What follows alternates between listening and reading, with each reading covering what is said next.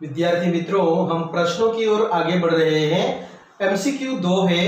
पहला एमसीक्यू है, क्या है कि कवि भक्तगण को कौन से गुण ग्रहण करने की बात करते हुए व्यंग्य करते हैं। कवि कहते हैं कि भक्तगण को कौन से गुण ग्रहण करने की बात व्यंग्य करते हैं, तो उन्होंने कहा कि सी ऑप्शन यानी कि क ऑप्शन आपका आएगा, मुख में राम बगल में छुरी। फिर दूसरा है कि आजकल के साधु के सामने कोई तर्क करने के लिए आ जाए तो वे क्या करेंगे, कौन सी युक्ति करेंगे, कि वे डी ऑप्शन है आपका, अपनी पोल खुल न जाए, इसीलिए इसके लिए वे क्या करेंगे, मौन धारण करेंगे। डी ऑप्शन आएगा। ठीक है। इसके पश्चात एक एक वाक्य का जवाब है कि दिखावा करते हुए साधु कैसा व्यवहार करते हैं। दिखावा करने के लिए वो माला जपते हैं, गौमुखी में माला जपते हैं, नम्र बने रहते हैं और अंदर से छुरियां चलती रहती है, यानी कि काम वासना की छुरियां चलती रहती है।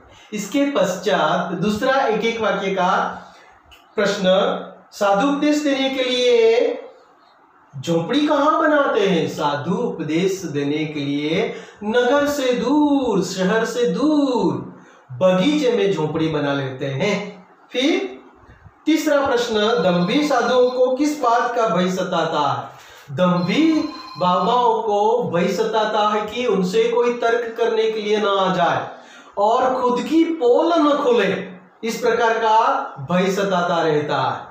और चौथा प्रश्न है, साधु मौन क्यों धारण करते हैं। खुद से, यानी कि वे अनपढ़ होते हैं, पढ़े लिखे नहीं होते, इसीलिए कोई तर्क विचार यानी कि धर्मशास्त्र के बारे में कोई बातचीत करने आए तो वे हमेशा लिखवा देते हैं कि आज बाबा का मौन व्रत है, और हमेशा मौन व्रत धारण करते हैं, किसी से बातचीत नहीं करते और इस प्रकार खुद की इज्जत बचा लेते हैं।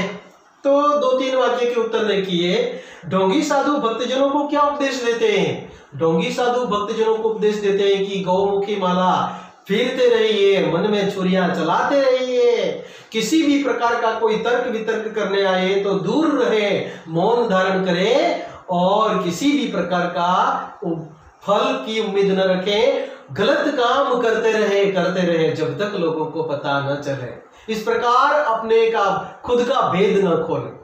फिर ढोंगी साधु मौन व्रत क्यों धारण करते हैं। मौन व्रत इसीलिए धारण करते हैं कि कोई तर्क वितर्क करने के लिए आ जाए, कोई होशियार चालाक कोई आ जाए धर्म के बारे में या शास्त्रों के बारे में बातचीत करने के लिए, तो याद रखें कि हमेशा मौन धारण करें, किसी से कुछ भी बात न करें, इस प्रकार आपकी इज्जत भी बनी रहेगी, बची रहेगी, और आप भी इस प्रकार ये खुद की बनाई हुई चुंगाल में से उन लोगों से बचा पाएंगे और आप खुद भी बच जाएंगे। इस प्रकार आप लोग किसी से बात न करें, क्योंकि आप अनपढ़ हैं, गंवार हैं, कम पढ़े लिखे हैं, इसीलिए आपको किसी भी प्रकार का उत्तर नहीं देना, मौन धारण करना। और साधु उपदेश काव्य द्वारा हाथरसी ने किस व्यंग्य की तरफ इशारा किया है कि हमारे समाज में आज इतना खोखलापन बढ़ गया है, अनपढ़ और जो पढ़े लिखे नहीं है ऐसे लोगों को हम साधु बाबा बना देते हैं, बहुत बड़े बाबा बना देते हैं, भगवान का दर्जा दे देते हैं। ये हमारी कमजोरी है, समाज की कमजोरी है। अंधश्रद्धा से दूर रहे, दूर भागे। तर्क वितर्क करने के लिए कोई साधु संतों से कोई आ जाए तो वे लोग मौन हो जाते हैं, ऐसे बाबाओं से दूर रहे। पापी लोग हैं, ऐसे पापियों से दूर रहे। पाप का गड्ढा जब भर जाए तो वे लोग काशी जाकर स्नान कराते हैं, यानी कि पवित्र काशी जाकर वे गंगा में स्नान कराते हैं, अपने आप को पवित्र मानते हैं। ऐसे लोगों से दूर रहे, ऐसे लोगों की चुंगालों से बचे, भ्रष्ट आचरण से बचे, गलत फहमी से बचें और अपने आप को और समाज को बचाए रखें। तो ऐसे लोगों से हमें बचना है। यहाँ आपके ये 1-2 वाक्य के आंसर्स भी खत्म होते हैं। तो बच्चों, हम अर्थ देकर वाक्य में प्रयोग करना है। मुहावरा एक है, तो कौन सा है कि पोल खुलना। यहां पोल खुलना मतलब रहस्य प्रकट करना। साधु बाबाओं की पोल न खुले इसीलिए वे मौन रहते हैं। इस प्रकार आप लोग वाक्य प्रयोग करेंगे, उसका अर्थ दिया ही है उधर। फिर विरोधी शब्द दीजिए। विरोधी शब्द प्रिय, तो उसका अप्रिय, प्रिय अप्रिय।